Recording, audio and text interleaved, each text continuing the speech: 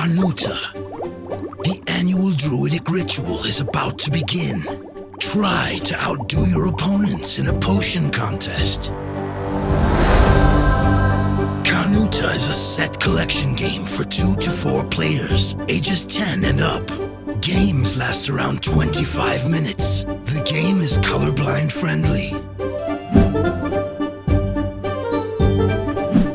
Setup has 2 phases. First player boards, then the center of the table. Each player takes a druid board and counter. Slide the counter on the board, set to level 1. Then place 4 runes on the spaces of your board.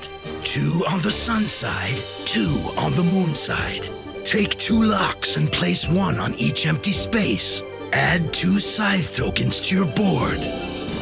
Shuffle the 8 starting cards. They have a different back than the other cards. Give 1 to each player who places it in front of them. Finally, choose a player to receive the ancestor token. They will be the ancestor for the entire game. In the center of the table, separate the ingredient cards into 2 decks, day and night, referring to the back of the cards. The back shows which ingredients belong to each deck. Shuffle them separately and make 2 decks face down. Reveal the top 4 cards of each deck and place them in a row, face up. Leave space for a discard pile. Then make a reserve of runes, according to the number of players. Place the 8 bonus ingredient tokens nearby. Now you're ready to start a game of Carnuta.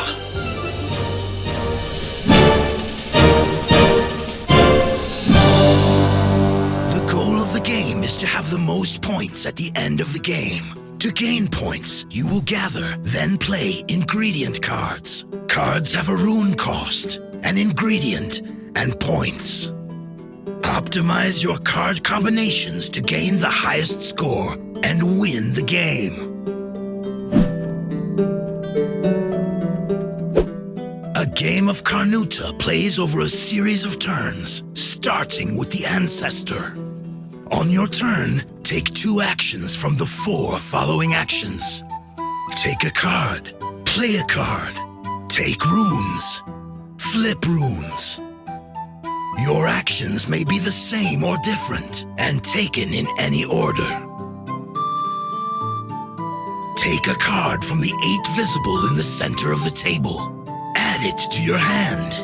You may have as many cards as you want during your turn. But keep in mind, you may only keep 3 cards at the end of your turn. Once you've taken your card, immediately replace it with the top card of the corresponding deck. Choose a card from your hand. Pay its cost with runes from your board. This symbol means you must flip a moon rune to its other side. And this symbol means that you must return a moon rune to the reserve without flipping it. Then place the card in front of you, making a column per ingredient. Stack them so that you always see the type of ingredient and points on the card. Finally, move your counter so it shows the number of cards in front of you. Certain spaces have bonuses. When you reach them, immediately activate their effect. For example, this bonus lets you remove a lock and free up a rune space, while this one lets you take a bonus ingredient token from those available in the center of the table. At the end of the game, it counts as 1 extra ingredient of the type shown. There are also special cards that follow unique rules when you play them. Double cards. They count as 2 ingredients. Salt cards are a wild ingredient. When you play a salt card, slide it under a card already in front of you. At the end of the game, it will count as an extra berry. Fill, as much as possible, empty spaces on your board with runes from the reserve. You may choose to take either sun runes or moon runes, but never both types at once.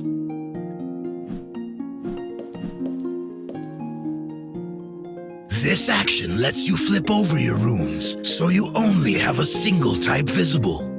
Either all moons or all suns.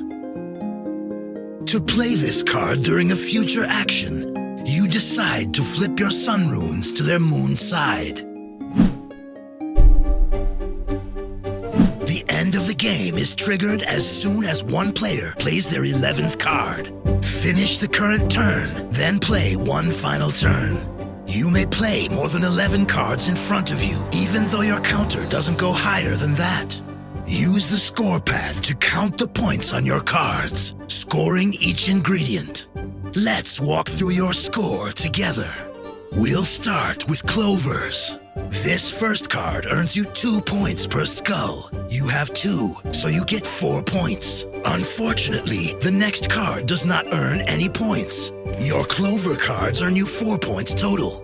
For honey, this card earns you 6 points for each set of 1 clover and 2 eggs.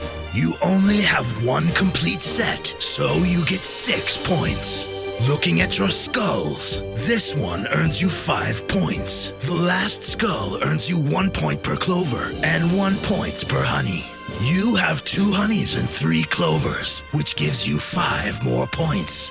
Your egg card scores 2 points per clover for a total of 6 points. For berries, this card earns 6 points for each set of 2 skulls and 1 butterfly. You have 1 set, so you earn 6 points. Let's wrap up with the butterflies. The first one earns 4 points per set of 1 berry and 1 clover. Since the salt counts as a berry, you have 2 sets, which earn 8 points total. The next one earns 5 points. And finally, the last card earns you 2 points. Let's add up everything. And the druid with the highest score wins the game. In case of tie, the player who earned the most points in a single type of ingredient wins. There you go. You now know the rules to Carnuta and are ready to play your first game. If you have questions, please leave them in the comments.